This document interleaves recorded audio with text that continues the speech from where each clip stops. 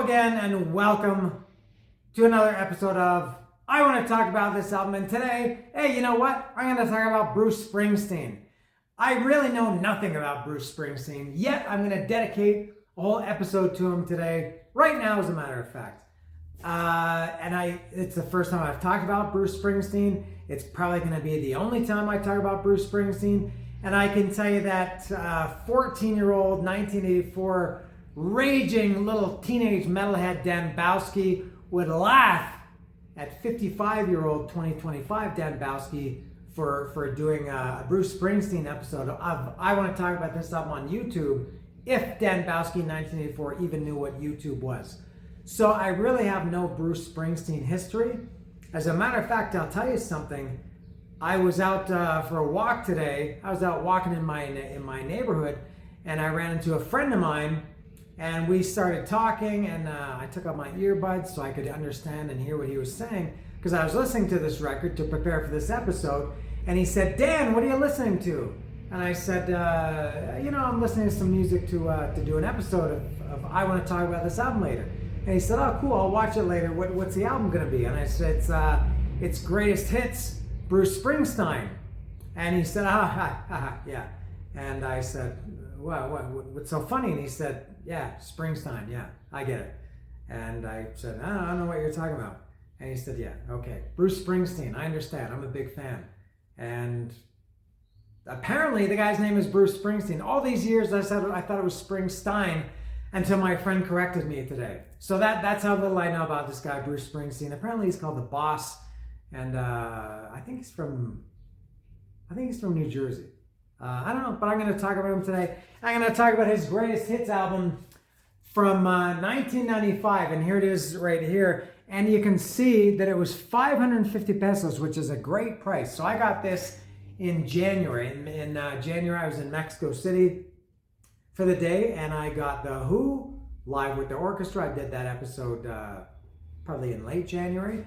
And I bought this record at the same time. Those were great prices. The Who record, I think, was around 800 pesos for a triple album. 600 is my absolute limit. I can't pay more than 600 for a record. And I thought 550 for a double record was great, and around 800 for a triple record for The Who live with the orchestra was a fantastic price. So I got this despite the fact that I'm not a Bruce Springsteen fan at all. I don't dislike him. I'm just, I guess, indifferent to him. So my history with him, this is the first time I've ever spent money on Bruce Springsteen or Bruce Springsteen. Maybe I might slip and call him Springstein. Aside from, I bought, he has a song on here called Hungry Heart. That was in 1981 or 82 from, I think that record was The River or Darkness on the Edge of Town. I think it was The River. And I had that single. I bought that 45 single. Loved it. I'll talk about that song a little bit more when I get to it. That is my entire Bruce Springsteen record purchasing history. I've never seen him live. He did play here in Mexico City I should have checked this. I know it was in December, and I think it was in 2012 or 2013. I think it was 2012 he played for the first and only time in Mexico City. And it was announced, months before. And my good friend Tom, who now he lived here at the time. He's from St. Louis. He lived here. We were good friends. I've been to visit him, and he lives now in Phoenix, Arizona, in Scottsdale. I've been there to visit him several times over the last few years. So he lived here at the time. And we both said, "Hey, Bruce Springsteen, let's go." And we said, "Yeah, we're going to go." So we agreed that we were going to go. And I can't remember why, but we didn't buy tickets when they went on sale. I had no idea why. We said, "Oh, we'll get them later." And the concert came and went, and we I guess both forgot. I don't know. And I really regret that. That's I can't say it's it's not my top concert regret. That would be either not seeing Mother Love Bone when I had the chance in when did Andrew Wood die? I know his date was March 19th. I don't remember the year. I think it was 1990.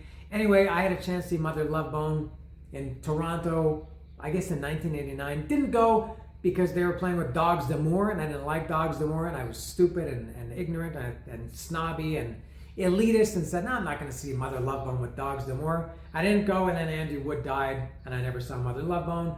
And another big concert regret was Pantera.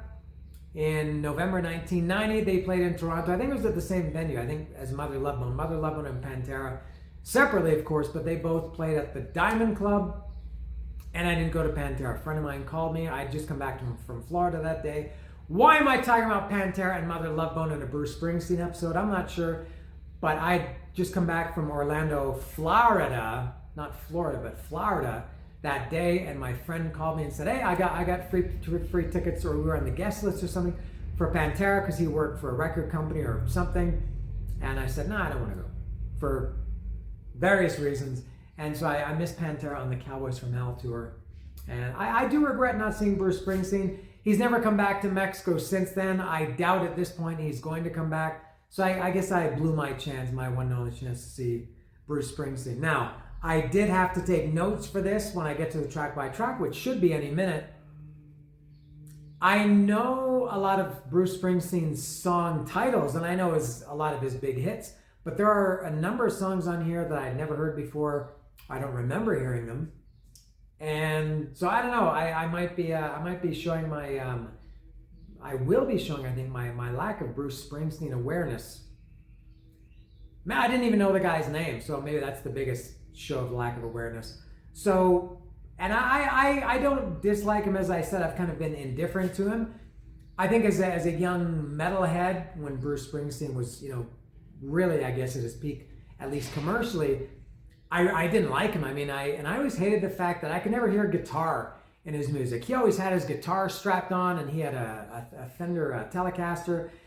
And this is so stupid, but I think as a teenage metalhead, I hated Telecasters because Bruce Springsteen played one, and he was always banging away at it, but I could never hear it. And I thought, why can't I can hear the saxophone and I can hear the keyboards. Why can't I hear the guitar? But over the years, I did come to like and kind of appreciate Bruce Springsteen, though never a fan. All right, so I will try to. I don't know if there's any Bruce Springsteen fans watching. Bronco, Rat Rock, he's from New Jersey, same as this guy, Bruce Springsteen. I don't know if he's a big fan, but maybe drop a comment down below, Rat Rock, and tell me, are you a Springsteen fan? Is everybody in New Jersey a Springsteen fan? Now, looking at Bruce Springsteen's songs now, something else about this record. I'm going all over the place. This came out in 1995. Now, I do know enough about Bruce Springsteen that I think his first record came out in 72, 73, 74, 70, somewhere around there, because I do know Born to Run came out in 1975. And I feel like, so at this point, he'd been around for like 20 years, because this record came out in 1995. And this record is only, greatest hits is only, how many songs? 4 on side 1, 5 is 9, another 5 is 14, another 4 is 18. So only 18 songs here. I feel like this probably doesn't represent Bruce Springsteen's real catalog. And obviously he had many records that came out in the 30 years since this came out. But, and I am very familiar with some of them kind of, and some of them none at all, not at all.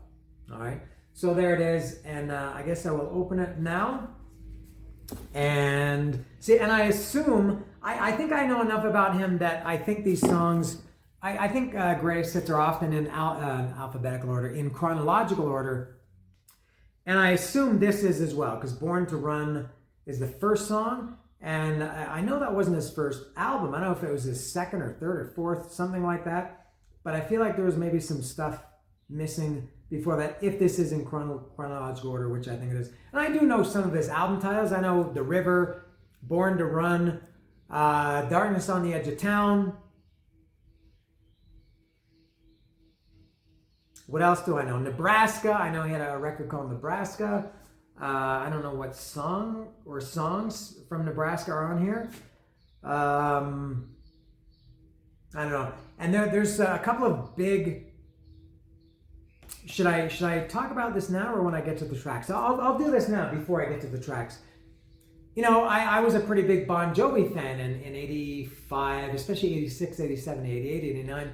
Big Bon Jovi fan, and I guess a few albums into Bon Jovi's career, they're from New Jersey, and they started talking about Bruce, especially John Bon Jovi, started talking about Bruce Springsteen. I thought, come on, I don't hear any that Bruce Springsteen was a big influence on him, and he used to hang around with him and sweep the floors in the studio and things like that.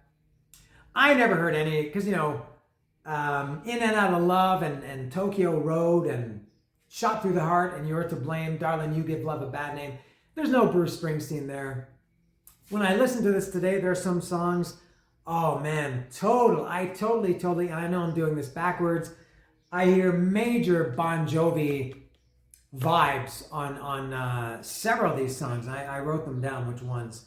I wasn't aware of it at the time, but man, I can really hear it. And then also Eddie Vedder. I'm maybe the biggest Pearl Jam fan you'll ever know. And Eddie Vedder, quite later, I think only in the 2000s, started kind of,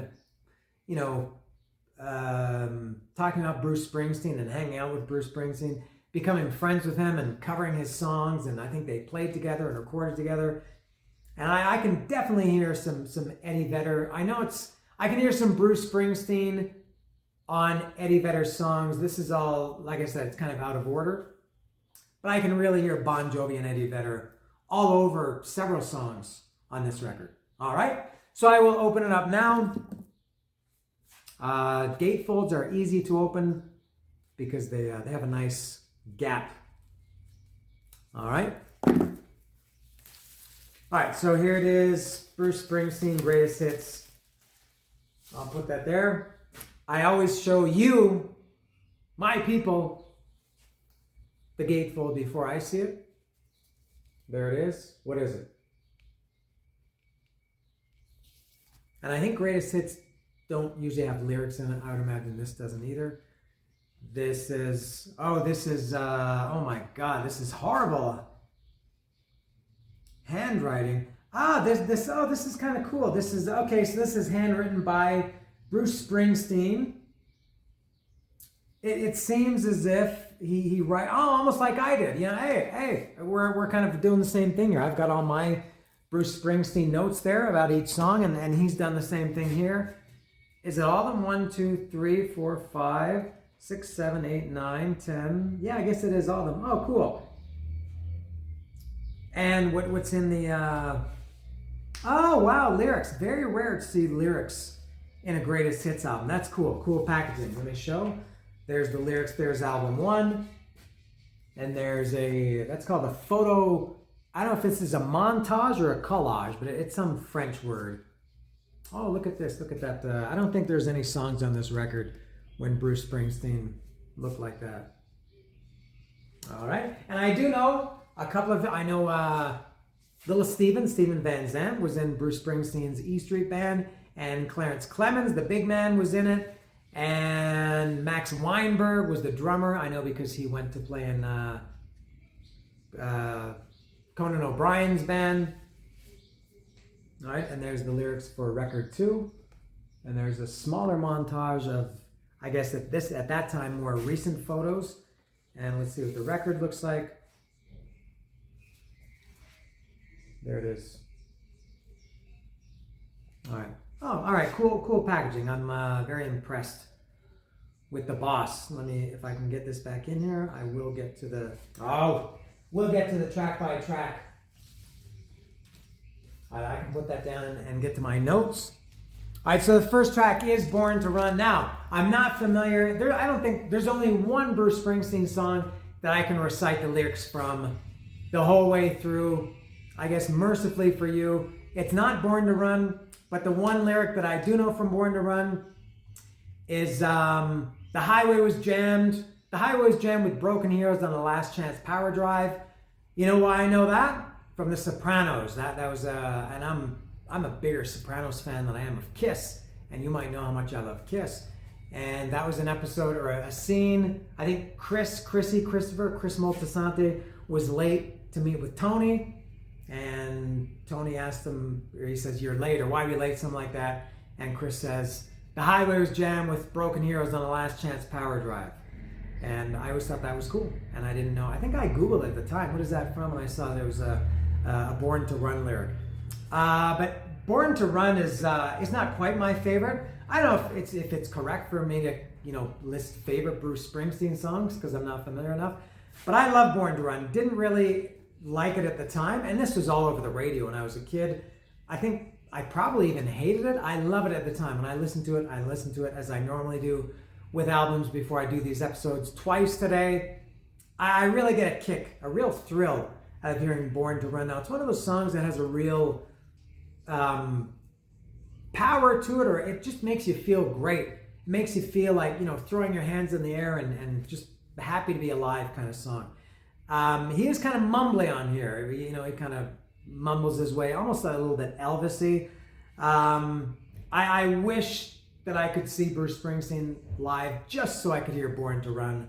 I think it would be the highlight, for me anyway, and I think the crowd in general would love Born to Run. I'm sure if there are any Bruce Springsteen fans watching, they're going, yeah, of course.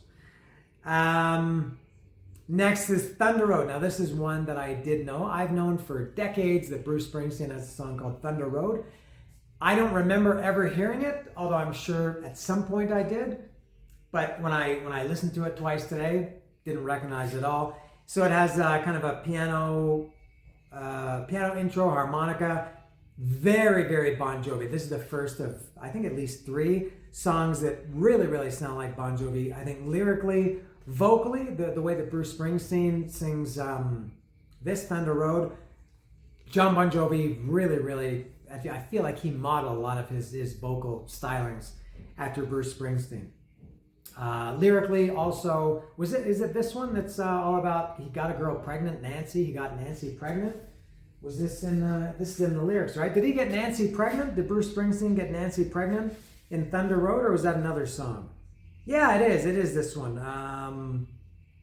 Oh yeah, and very Bon Jovi here. Well, I got this guitar and I learned how to make it talk.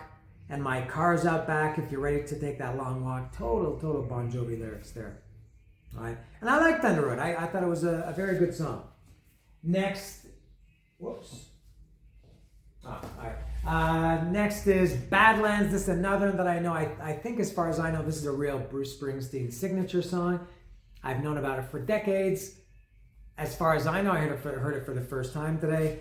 This is, I mentioned earlier that I really had an aversion to Bruce Springsteen because I could never hear his guitar. This one has a very audible electric guitar, which is very, very surprising, including a guitar solo.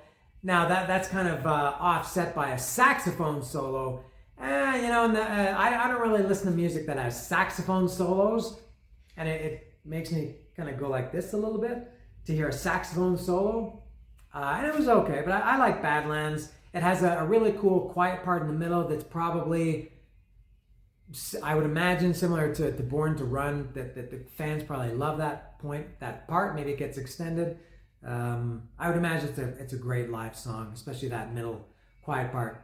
Next is The River, kind of an acoustic song, again, more harmonica. And the harmonica really reminds me of Eddie Vedder. Eddie Vedder plays a lot of harmonica, not so much in Pearl Jam, a little bit, a few songs, Footsteps, Smile, maybe 1 or 2 other ones, but I think solo Eddie Vedder plays a lot of harmonica, and The River does have harmonica, although the song doesn't remind me of Eddie Vedder. It totally, maybe even more than Badlands, The River totally reminds me of Bon Jovi. I know it's Bon Jovi reminds me of The River, but I'm new to The River, and I'm not new to Bon Jovi. Lyrically, especially, The River. Let me see if I can find some examples of lyrics of The River. Another song about Mary. This is maybe it was this one where he got Mary pregnant. It is. It's The River. Then I got Mary pregnant, and man, that was all she wrote. And for my 19th birthday, I got a union card and a wedding coat. Bon Jovi used to sing about unions and weddings. The unions are on strike. He's down on his luck. Wow, I'm shocked. I had no idea that Bon Jovi was so similar to Bruce Springsteen. We went down to the courthouse and the judge put it all to rest. No wedding day smiles, no walk down the aisle, no flowers, no wedding dress. So a couple of songs here. Thunder Road and The River are about Mary. And I don't know if The River is the title track. I don't know if Thunder Road is on The River. I don't know if it's the same Mary or if it's different Marys. I guess Mary to Bruce Springsteen is like Gina to Bon Jovi. But yeah, The River, I did like it. That's a good song. There's really nothing on this album that I don't like. A couple that I'm kind of like, kind of indifferent to. But there's nothing on this album where I think this song sucks. Unlike Peter Criss's 1978 solo album where every single song on it sucks. Next is Atlantic City. This is, Hungry Heart. This is the one I mentioned earlier. It's my favorite Bruce Springsteen song, which is maybe not saying too much because I'm not that familiar with it. With him, man, did I ever love this song and still love this song. I have the single of it, as I mentioned. This is the only Bruce Springsteen song that I know the lyrics to entirely, even some of his biggest hits, which I'm going to get to. I know most of the lyrics, but there are some lines that I totally blank on. Hungry Heart, killer song, love it. That is from, I think that's all, is that River or Darkness on the Edge of Town? I think it's from The River, it must be from The River. Got a wife and kids in Baltimore, Jack. I went out for a ride, I won't subject you to singing. Got a wife and kids in Baltimore, Jack. I went out for a ride and I never went back. Like a river that don't know where it's flowing. I took a wrong turn and I just kept going. Everybody's got a hungry heart. I met her in a Kingstown bar. We fell in love. I knew it had to end. We took what we had and we ripped it apart. Now here I am down in Kingstown again. Everybody needs a place to rest. Everybody's got to have a home. Don't make no difference what nobody says. Ain't nobody like to be alone. Hungry Heart rules. Love that song. Amazing song. I never disliked it. Even in my, I got this single in 81 or 82, whenever it was. And then as I grew into my metal years, I always loved Hungry Heart and still love it now. Next is Atlantic City. This is a total Eddie Vedder song. I know it's backwards. Acoustic harmonica, very, very Eddie Vedder. Next is Dancing in the Dark. You know, this and the next song, these are two that I've heard the most, and you can probably guess what the next song is. I don't know what to think about Dancing in the Dark. I don't know if I love it or hate it, and I probably at some points when I was a young teenage metalhead, I hated it. Maybe now as an adult, and now that I've been away from FM radio for so long, I can appreciate it more. It was also just because I got sick of it. That video was on constantly. It was on the radio constantly. Every radio station played it. Dancing in the Dark. I think I didn't like the, that keyboard.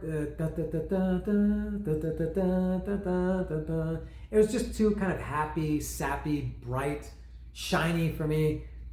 But I also kind of liked it. I liked his vocal, Bruce's vocal. I do know this one too. Actually, no. Do I know this one? What's the opening line of Dancing in the Dark? I come home in the morning. I wake up in the evening and I ain't got nothing to say. I come home in the morning. I go to bed feeling the same way. I ain't nothing but tired. I'm sick of sitting around here trying to write this book. I need a love reaction. I know these are out of order, but I'm just kind of going all over. For now, I will say I do like Dancing in the Dark. And remember, Courtney Cox was in the video. She came up and danced with him. So Dancing in the Dark, I approve.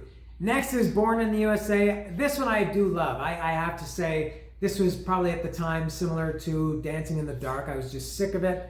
You couldn't get away from it. Over the years, being away from it and not hearing it on the radio constantly, on classic rock radio, I love Born in the USA. I love that it feels so very, very